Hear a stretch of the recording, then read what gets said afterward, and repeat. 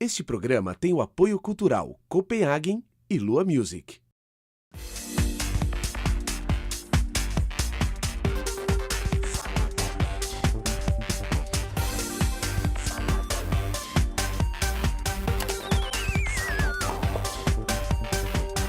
No programa de hoje, eu converso com o designer, criador de todas essas maravilhas aqui, Wesley Iguchi. Tudo bom, Wesley? Tudo bem? Tô encantada com o seu trabalho, viu? Quero saber como é que foi que isso surgiu na tua vida. E na verdade foi tudo influência do meu pai, né? Meu pai ele começou, foi um dos pioneiros nisso no Brasil, na modelagem de brinquedos, e eu acompanhava ele desde a minha infância, ficava vendo ele desenvolvendo e participava das reuniões dele e tudo. E como é que aconteceu com ele, né? De repente, eu sei que vocês têm muitos clientes, né?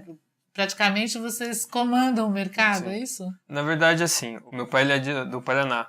O meu avô ele tinha uma marcenaria e o meu pai ele gostava de pegar as madeiras e ficar talhando personagens que ele gostava na infância dele. E meu pai ele sempre gostou muito dessa parte mais artística, mas ele fazia como um hobby. Tanto que ele, quando ele estava no Paraná, ele fez curso de contabilidade. As pessoas demoram, né? Até se tocar o que tem a ver. Demora muito.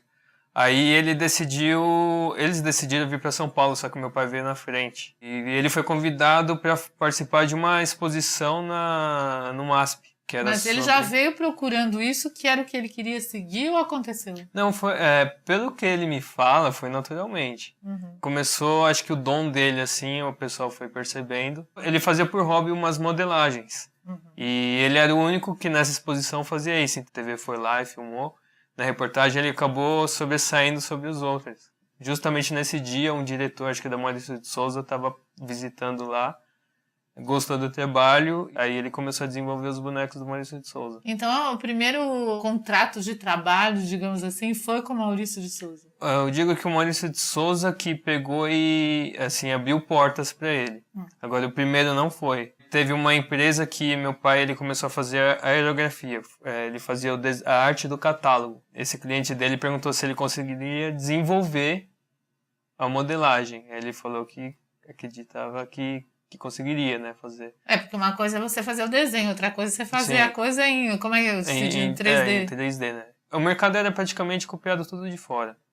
Hoje ainda é um pouco assim. Porque daí não se criava nada nacional. Não, as fábricas de brinquedo traziam tudo de fora. Trazia de fora, eu copiava ou comprava o molde lá fora mesmo. Então, o produto que estava saindo de linha na Itália, por exemplo, eu comprava o molde e começava a fabricar aqui. Então, como é que o trabalho de vocês deve ser de atender briefing e também de criar, né? Sim, sim. Essa criação, como é que é feita? Como é que alguém fala, eu quero uma ideia, como é que chega essa ideia para vocês? Para que vocês criem, não para chegar e falar, eu quero isso aqui já pronto, né? Porque aí é só, não sei, quero saber como é que funciona tudo. Isso na verdade é uma coisa que, sabe, que nunca me perguntaram isso.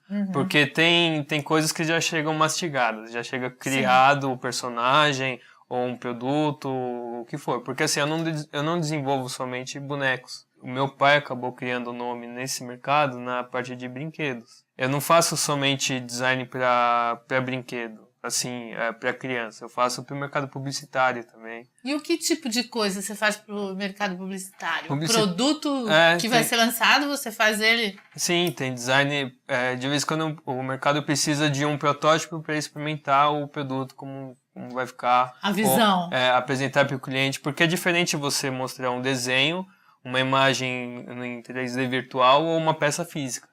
É importante isso, né? É diferente chegar para o investidor e mostrar um 2D, um 3D, uma peça física. A peça física ele está funcionando lá. Apesar de que, assim, é lógico que é uma etapa fundamental. Mas se você não chegar para o investidor e mostrar que aquilo pode gerar dinheiro, todo o design que você criou não significa nada. Né? Sim, mas a sua função, né? Quando tem que desenvolver um produto e o publicitário, por exemplo, que está criando aquele produto, ele vai mostrar para o cliente qual é a tua função, né? O que você tem que provar com o teu trabalho ali. Sim, Você ajuda, né, nessa criação, nesse desenvolvimento? Ajuda também, muitas vezes sim, porque assim, bem rapidinho assim, eu comecei a fazer artes plásticas na faculdade e desisti para fazer publicidade porque eu achava que agregava mais coisas. O publicitário que fica lá na agência, lá fechado, na criação, vê um produto e acha que é só criar, ele não sabe, por exemplo, se será viável ou não.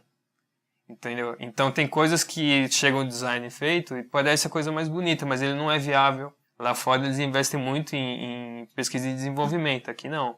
Então aqui geralmente eles pegam de fora a ideia O que já deu certo para não gastar dinheiro, e né? tenta fazer aqui. De vez em quando vem um produto já pronto e faço, ou de vez em quando chega só com uma ideia. Que é o que você deve gostar mais, né?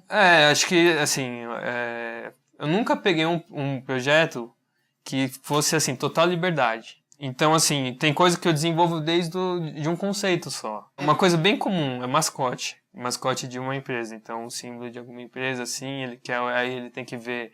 Porque ele fala, eu tenho um açougue, eu quero fazer uma carne sorrindo. Uma carne sorrindo é bom. Já fiz de arroz e feijão, só pra ter ideia. Mas, assim, não foi criação minha. Ele chegou e falou, então eu tenho que fazer. Uhum. Aí a gente fica, ele tem todo o capital para fazer e não vai nessa pesquisa a fundo, né? Você tem que ver o mercado que você quer atingir, as regiões que vão ser distribuídas. Então, assim, tem muitas coisas diferentes que no final influenciam muito no design do produto. Das coisas que você fez para publicidade, além do arroz, feijão, uma coisa que tenha ficado bem conhecida? Eu fiz já misturador de bebida, de drink da Sagatiba, que ele concorreu a Cannes. É tanta coisa que eu acabo até esquecendo, assim, né? Muitas coisas, assim. Já fiz design de garrafa, tanto de refrigerante, como design de coisa diferenciada, entendeu? Ele pode ser feito no formato de um personagem, ou de um prédio, ou de o que seja. Mas é difícil você chegar para uma pessoa que chega para você fazer uma garrafa e falar, olha, por que você não muda para um animal, para uma coisa assim, né? É mais difícil. Geralmente, quando vem o dono da fábrica, é mais fácil. Porque ele é mais aberto a ideias. Uhum. E ele ouve, né? Agora, geralmente, quando é agência, já é mais difícil. Que o da agência está sendo pago para aquilo, né? Se você passar por cima dele, vai ficar sem função. É isso mesmo. É diretor de criação, assim. Tem coisa que todo mundo fala que tá perfeito. Ele vai lá e acha alguma coisinha para ele justificar que ele tá pondo o dedo ali, entendeu? Sim, lógico. Senão não vai ter que justificar o salário. Sim. Agora, dessas coisas de publicidade, o que foi mais gratificante para você? O mercado de publicidade, o que geralmente dá mais certo em questão de 3D, é mais mascote mesmo de empresa. Eu desenvolvi um agora para Skin Cariol. Então eu desenvolvi já para Sadia, já desenvolvi para Unilever, muita coisa. Então, assim, tem produtos e produtos, né? Tem coisa que ninguém conhece, porque não deu certo. Tem muita coisa que você acha que vai estourar e não estoura. Tem coisa que fica legal e não estoura, e tem coisa que assim, seria ridículo e história, entendeu? Então é difícil entender o mercado, né? Sim. Agora, a gente tem um monte de coisa aqui e eu queria falar um pouco de cada um desses, começar pelo Faustão, que tá aqui. Pega ali pra mim. Faustão tá pesadinho, né? Eu sei que ele emagreceu, já tá enxuto aqui. É pesado isso, é pesado esse material. É que ele não é um brinquedo, né? Ele é um protótipo, isso aí. Ele é uma estatueta, então ele é uma peça única. Tá, isso aqui foi uma encomenda? Não, isso aí, na verdade, eu fiz foi pra uma exposição. Porque, você escolheu o Faustão ou alguém te pediu? Eu escolhi ele por ser caricato demais. Ele é caricato em que sentido? Porque, assim, ele tem um rosto mais normal, né? Não é uma pessoa que tem traços. Sim, mas assim, a linguagem corporal dele é muito fácil de identificar. Uhum. Então, por exemplo, esse papelzinho escrito na mão dele aí, com um monte de coisa escrita. O relógio grande, a camiseta toda chamativa. Não sabe nem pôr o rosto, né? É só olhar os detalhes. A camiseta chamativa, a cintura ele coloca alta. Uhum. Entendeu? Então, são coisas assim que é fácil de identificar. Você fez muitos artistas. Fiz alguns. Quem mais te agradou, assim, de fazer... Fora o Faustão. Supla, ele era muito legal e dava muita liberdade. O do Supla foi uma encomenda? Foi da Estrela, Então como é que funciona isso? O trabalho de vocês e a empresa, por exemplo, a Estrela trabalha com você direto, já é um cliente fixo? Sim. É isso? Existe um contrato? Não é um contrato. Ele, por projeto. Tem projeto que eles têm design interno. Só que tem coisa que a equipe interna não consegue desenvolver. Aí eles pegam e me chamam para fazer um produto. Aí você... faz o molde. Como é que é o passo a passo disso? Eu faço, na verdade, assim, eu começo pegando bastante referência de imagem e começo a desenvolver massa de modelar. Depois disso aí, quando o o cliente acha que já está chegando no design que ele deseja, aí começa a tirar em outros materiais, por exemplo, resina, cera. Então é tirado faz um molde, aí esse outro material é para eu poder detalhar, porque a massa de modelar ele tem um nível de detalhamento, chegar em um estágio você não consegue mais render tanto. Então primeiro você faz o primeiro molde mais bruto, assim. Mais bruto, depois você vai refinando, cada processo vai refinando. E aí já muda de material, até chegar no ideal. Mas antes disso, assim, quando você decidiu, você pega várias referências que você diz, são as fotos da pessoa. E aí você mesmo tem a liberdade de escolher o que é melhor ou a pessoa que te indica? Tem coisa que as pessoas querem mais realista, tem coisa que quer mais caricato, ou quer que transforme uma boneca infantil, por exemplo. E o que é totalmente infantil? O que você tem aqui? É que esses personagens aqui, eles já são desenhos animados. Já são famosos, sim. Né? Esses aqui não tem muito segredo. Agora, por exemplo, esse aqui. O Anderson Silva, dá uma olhada, gente. A cabeça bem grande e um corpinho magrinho, né? Sim, se você for reparar bem, ele não tem uma fisionomia infantil. Ele tá com barba por fazer. Apesar dele ser caricato, assim, ser cabeçudo, ele já não tem os traços suavizados. Por que ele foi feito cabeçudo? Com é porque é uma linha que é muito usado hoje em dia, né? Como uma miniatura só. Esse aqui, por exemplo, o público-alvo, ele já é para adolescente. 14 anos ou até para adulto. Já é diferente de você pegar um boneco como esse. Esse aí é para criancinha mesmo. Né? Esse é bem para criancinha. Esse aqui não, esse aqui já é mais para adolescente. Tem outro, esse aqui, por exemplo. Esse aqui já foi um produto para mais velho ainda. Que material é esse? Esse aqui, ele é resina com banho de cobre. É da impressão de ferro, né? Sim. Isso aí, como na verdade, ele fica assim? Porque ele é cobre, aí aqui ele é mais escuro. Como é que faz? E na verdade ele fica uma tonalidade só. Eu que faço esse sombreado nele. Eu jogo uma tinta e limpo depois. Pra ele destacar daí fica só onde rugas, tem as dobras. As dobras. Sim. Olha que lindo. E o que você prefere fazer? Que é mais agradável para você? Fazer o caricato ou fazer o real? Eu acho que são casos e casos. Tem muito também coisa de fase, sabe? Tem vezes que eu não aguento mais fazer personagem infantil, tem vezes que eu não gosto de fazer mais realista. Então, assim, eu acho que se fosse para escolher entre um e outro, eu acho que é muito difícil, porque eu acho que um complementa o outro. Então eu gosto de pegar e balancear. E tem projeto e projeto. Tem coisa que eu faço que, assim, eu já penso, pô, eu não faria desse jeito. Mas tem coisa que um projeto chega pra mim que eu fico, nossa, eu ficaria fazendo isso aqui. Por exemplo? Eu tô fazendo um projeto agora, por exemplo, dos amigos meus. Eles são grafiteiros. Ele é totalmente fora desse eixo que eu costumo fazer. Se tiver que passar final de semana fazendo, eu passaria. Porque é desafio pra você? Não desafio, mas é porque é prazeroso. Agora, talvez entre um outro projeto agora também, que ele vai ser uma estatueta, seria em homenagem. Provavelmente também ficaria fazendo. Então, mas não é porque as coisas que você está muito acostumado a fazer vai no automático, né? Você não tem que parar, pensar, estudar coisa para fazer. Quando aparece uma novidade, é um desafio, né? Sim. Não deixa de ser. Por exemplo, assim, uma coisa que o mercado impõe e que é muito cansativo. Quando eu faço um brinquedo, geralmente ele é nessa posição estática aqui, ó, porque facilita para a criança brincar. Uhum. É diferente, por exemplo, de uma estatueta do Faustão, que ele tem toda uma expressão corporal. E esse jeito eu gosto muito mais. Esse aí é ótimo, né? Com essa expressão realmente facial. Do que ficar fazendo toda hora o boneco parado. Uhum. Vamos supor numa pintura digital. Você tem um Ctrl+Z lá. Você pode pegar e arrumar. A escultura não. Você tem aquilo lá, aquele momento. Uhum. A escultura você tem aquele momento só para... Você vai explicar só de olhar, né? Na mensagem. Você tem que passar toda uma mensagem e uma escultura ali estática. E você tem que passar toda a mensagem em uma oportunidade só. E é isso que eu acho que é o grande desafio, né? De pegar a diferença de uma peça mais artística de uma peça comercial. Agora, você como uma pessoa que... Olha, gente, dá uma olhadinha nisso daqui. Os detalhes, né? Perfeito. Você vê um lado igualzinho o outro. Então, assim, eu acredito que uma pessoa que trabalha assim com tantos detalhes tem uma visão. Quando você olha alguém, alguma coisa, né?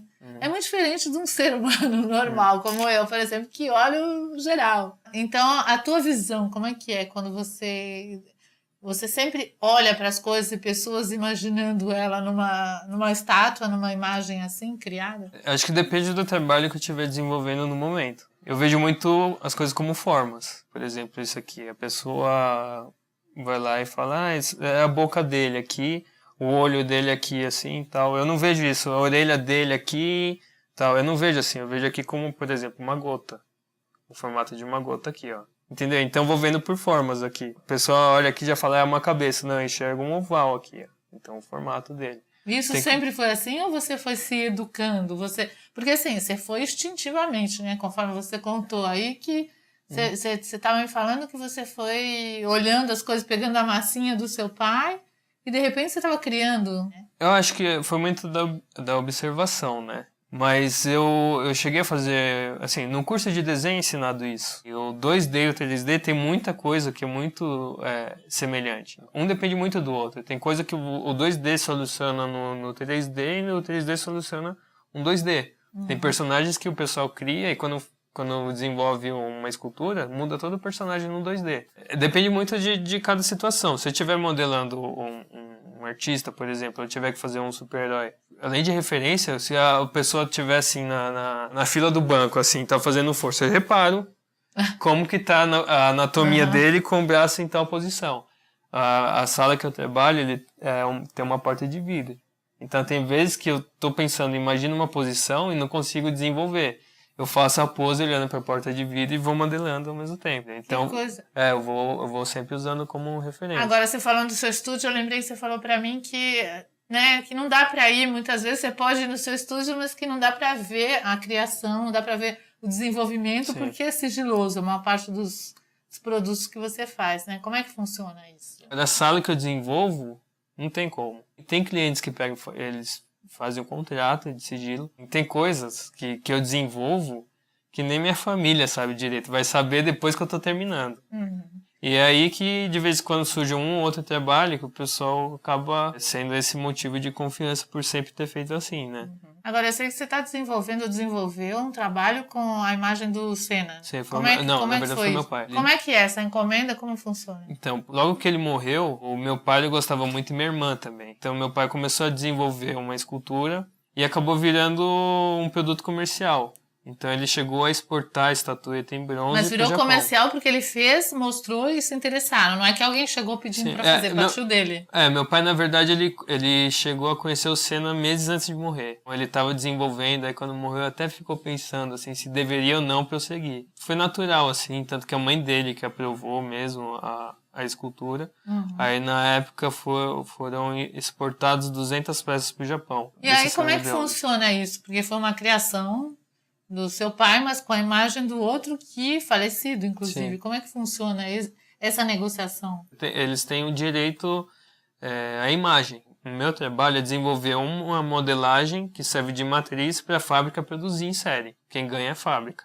Agora, quando desenvolve produção, aí você tem que pagar uma porcentagem para a marca do que você vender. Só que a marca não te ajuda a divulgar, a distribuir nada. Você tem que fazer tudo por conta e ainda não, mas aquela imagem foi construída e custou para isso, né? Sim. Aliás, quem é um Senna, né?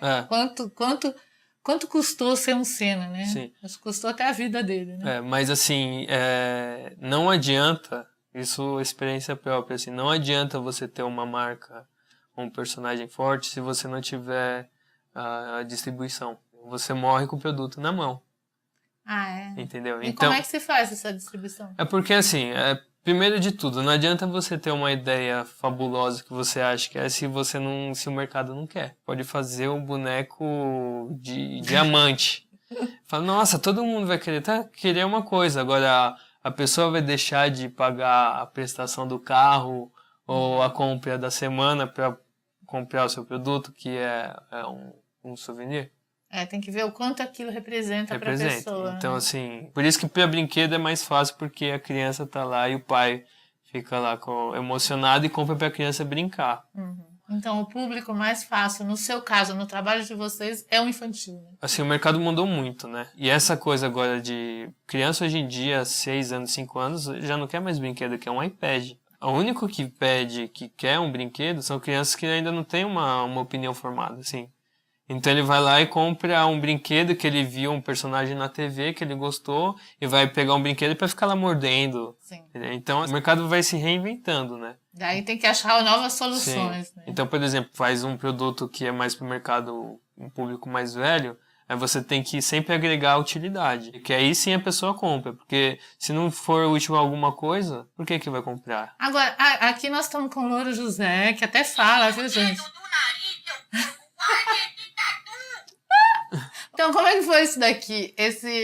Como é que surgiu o Louro na vida de vocês? Foram vocês que criaram a imagem dele? Esse desenvolvimento do Louro José não fomos nós, mas do brinquedo sim. Daí você faz o molde. Eu faço a matriz, ele serve para ser replicado depois. Dessa modelagem que eu faço, eles fazem um molde, e desse molde faz a produção em série. Que é uma outra fábrica que faz. Que aí é a fábrica que faz. Aí vocês nunca tiveram a vontade de ter a própria loja com a sua criação, com seus produtos, tipo uma estrela? Tipo Não, os concorrentes de vocês. Eu tenho até hoje. Mas e por que isso não... é tudo muito, ali? assim, não é coisa para qualquer um, entendeu? Uhum. Então, assim, ele demanda muito investimento. Sim, mas deve ter parceiro aí querendo, tanta gente querendo ter um negócio. É parceiro todo mundo, é parceiro até falar em cifras, né? Então, mas assim, o parceiro que vocês precisam precisa da cifra mesmo, porque sim. da criatividade, da mão de obra, vocês já têm. Né? Sim, o pessoal quer tudo resultado muito rápido. E às vezes você criar,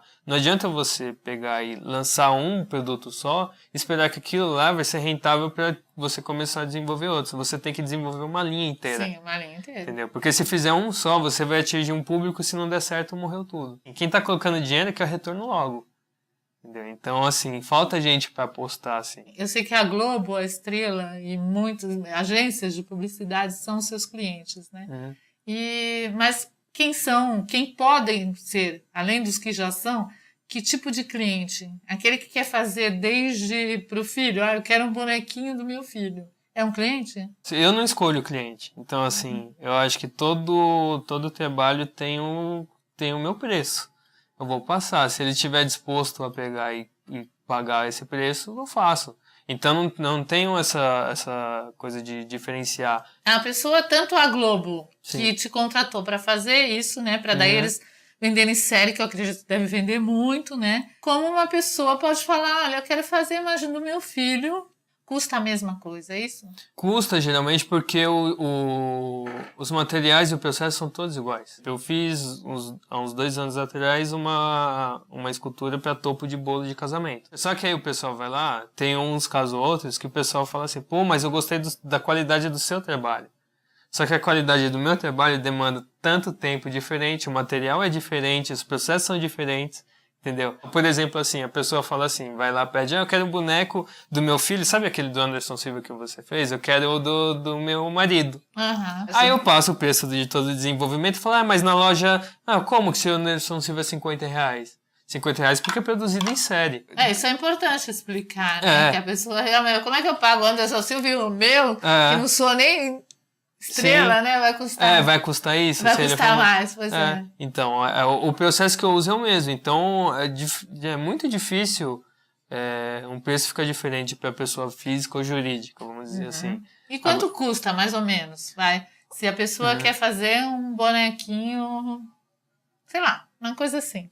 Uma modelagem, ele só em matéria-prima e tudo, assim, geralmente um produto não sai menos do que R$2.500. Mas aí, por exemplo, a pessoa fez isso para o filho, mas ela quer ter essa modelagem, se um dia ela quiser, aquilo já fica pronto. Sim. Vai custar a mesma coisa, só que ela tem o direito amanhã de mandar fazer em série.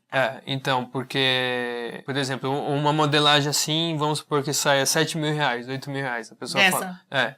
A pessoa vai pegar e vai falar, nossa, mas é muito caro. Pô, você tá rico. Só que o que acontece? Esse valor, você tem que diluir em tanto tempo que demora. De vez em quando um processo desse aí vai para aprovação, volta, demora 2 meses. Então, o que era 8.000 virou 4.000. Entendeu? Então, de vez em quando vai dividindo, demora 4 meses, vira 3.000 por mês. Então, você começa a diluir, assim. Então é de casa em casa. Tem coisa que é melhor fazer na impressão 3D, tem coisa que é melhor fazer no manual. Então, impressão 3D, trabalho manual, acho que são 2 linhas assim, que tem um preço aqui e o outro aqui. Chega uma hora que um meio que equivale ao outro e um compensa mais que o outro. Eu prefiro mais o trabalho tradicional manual, que eu acho que é mais artístico, né? Tem todo... Mas comercialmente eu acredito que hoje, assim, no que eu faço, 40% é no digital. Esse é um trabalho digital? Não, esse foi manual. O digital aqui acho que não tem nenhum. Bom, eu queria ver se dava para você dar uma amostra de pegar a massa e começar a fazer para a gente ter uma ideia como é que acontece esse processo. Podemos ver? Então, vamos lá.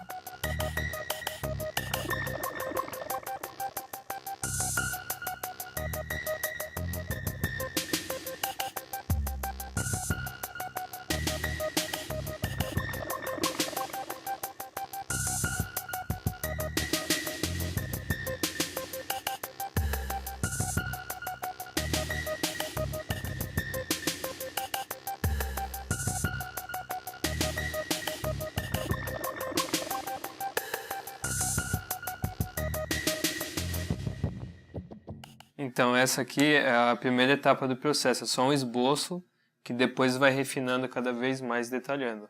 Olha que legal, né? Enquanto eu fiquei aqui distraída, olha o que saiu, gente. Ele olhando para mim assim de lado, né? Eu aqui conversando no estúdio.